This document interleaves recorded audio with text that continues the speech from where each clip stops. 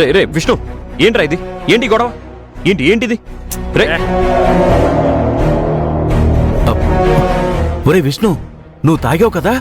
అవును, తాగాను. ఏ తాగినా తల తీసేస్తారా? ఆయన నువ్వు డ్రైవర్వి, వీడు పనోడు, మీద మాట్లాడేదేంటి? I want to talk to Sivaramaraju garu, Annapurna గారు. శివరామరాజు గారు. రే రే విష్ణు ఆగు. శివరామరాజు గారు. ఒరే విష్ణు, నేను డ్రైవర్నే, వీడు పనుడేరా. నీకు దండం పెడతాను, బయట ఇలా గొడవ చేయొద్దురా ప్లీజ్ రా. వాళ్ళతో మాట్లాడాలని వస్తే రే. మధ్యలో గొడవ చేయొద్దంటావేంటి? రమ్మని బయటికి. శివరామరాజు గారు. విష్ణు చెప్తే అర్థం కావట్లేదా? అన్నపూర్ణ గారు. అరే విష్ణు, విష్ణు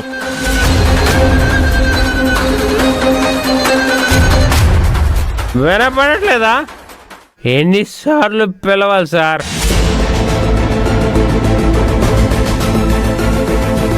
రే విష్ణు రండి. వద్దురా. రే వద్దురా, రండి, వద్దురా. బయటికి. చెప్పేది విను. నా మాట వినరా. రే విష్ణు. రే ఏంట్రా వీడు? విష్ణు రే ఆహా, అది దంపతులు. శివరామరాజు గారు, అన్నపూర్ణమ్మకి నమస్కారం.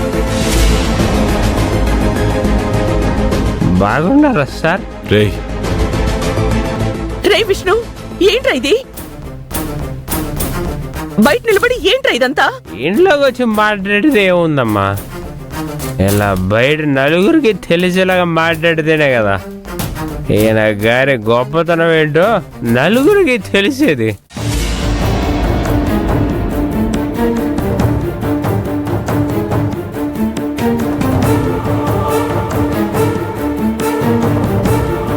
విష్ణు నువ్వు ఆగానమ్మా, నేను సాగాను. అబద్ధం చెప్పట్లేదు.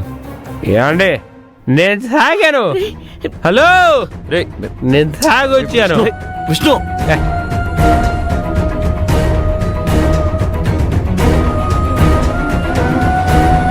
కానీ ఎందుకు తాగానో తెలుసా? ఈ పెద్ద మనిషి చేస్తున్న దానికి కడుపు రగిలిపోయి ఈయన భాగవతం నలుగురిలో పెట్టి న్యాయం అడగాలనే తాగొచ్చానమ్మా.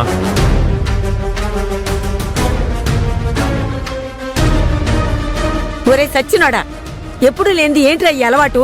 నానమ్మా, ఇదిగో నీ కొడుకు గారు దయ ఇదంతా. ఆ?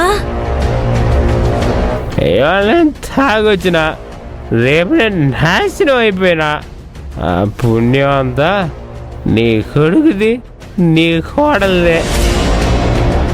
అల్లు, ఇప్పుడు ఇలా గొడవ పడడం ఏం బాలేదు. లోపలికి వెళ్దాం పదా, తర్వాత మాడుకుందాం. ఏంటి తర్వాత మాడుకునేది? అలాంటే నీకు భయమేమో, నాకేమీ భయం లేదు. 1 2 కాదు, 4 రౌండ్లు వేసి వచ్చా.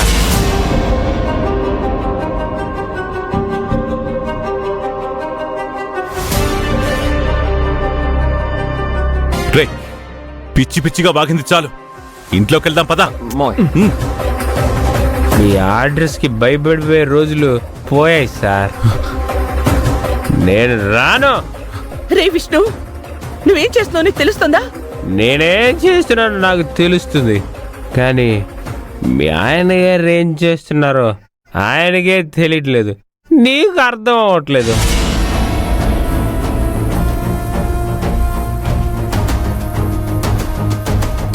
ఏమండి, నా చదువు సంకనాగిపోయింది, అందుకే వ్యాపారం పెట్టుకుంటాను అంటున్నాను.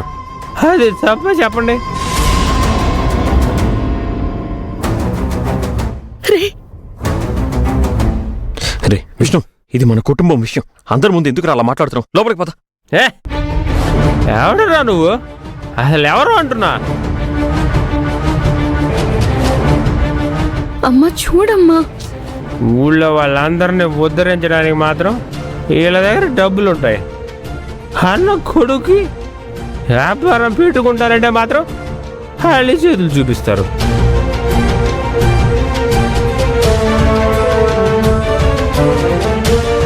ఊళ్ళో ఎవరికైనా కష్టం వచ్చిందంటే వెంటనే ఇద్దరు పరిగెత్తుకుంటూ వెళ్తారు సాయం చేయడానికి. మరి నా దగ్గరకు వచ్చేటప్పటికి ఏమైందమ్మా? ఆ? చాలా గొప్ప తల్లిదండ్రులండి మీరు.